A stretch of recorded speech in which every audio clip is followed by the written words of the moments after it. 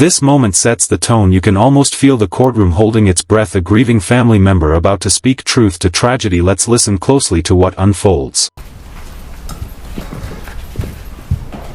I need to speak loudly because this is not amplified. Okay. Is this loud enough, Judge? I can hear you.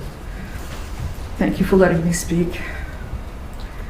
My son-in-law, Dan Markell, was a fine and decent... Notice how calmly she delivers that line. Behind the composure there's a chilling realization, a father's ordinary morning turning into his final moments. This is where the emotional weight of the case hits you. Man.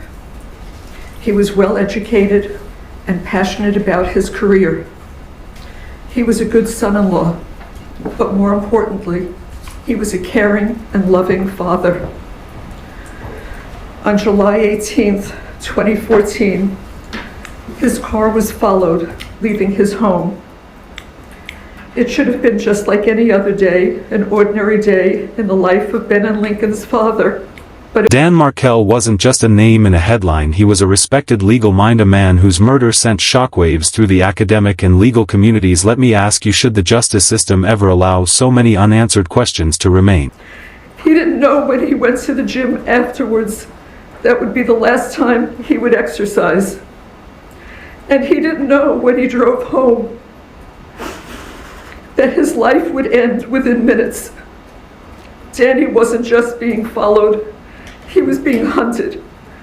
He was brutally murdered in broad daylight, sitting in his car, in his garage, by vicious killers.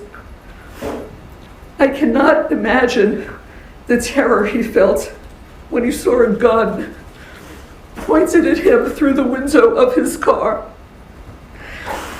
I cannot conceive of his heroic efforts to stay alive during the hours after the attack. Danny died in the early morning hours of July 19th.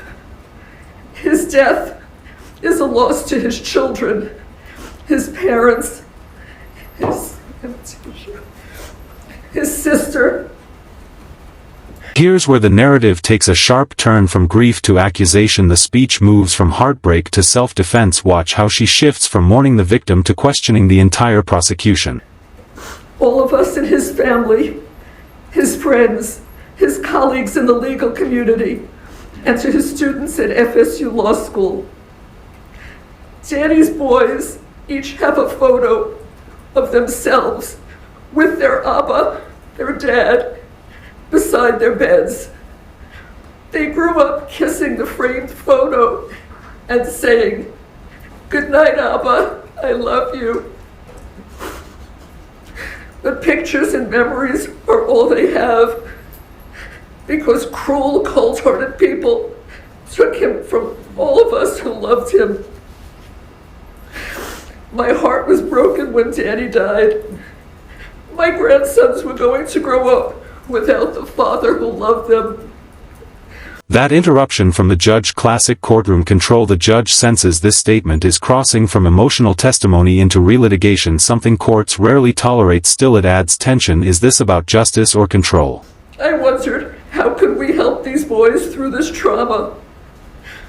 It was then that my husband and I knew that the best way to honor Danny's memory would be to share with these children an abundance of love, the love that Danny would have given them if he were alive.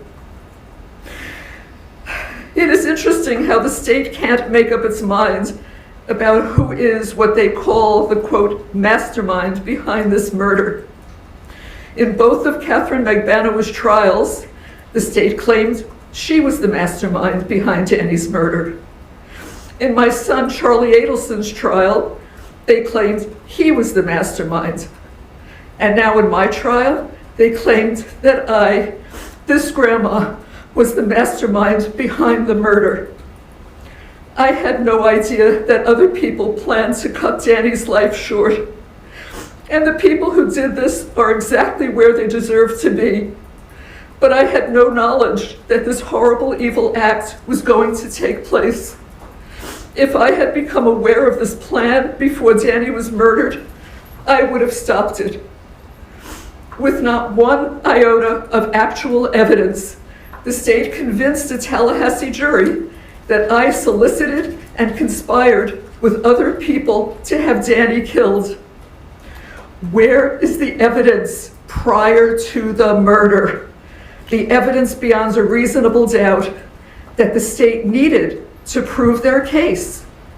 Where is the... This claim about juror bias is explosive. Imagine facing a jury that already believes you're guilty before hearing a word of evidence. Do you think trials can ever be truly fair in a town saturated with media coverage?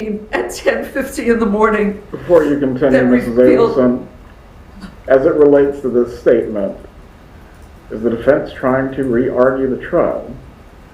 No, Judge, just giving Samuelson an opportunity to be heard. Mrs. Adelson, you certainly can continue.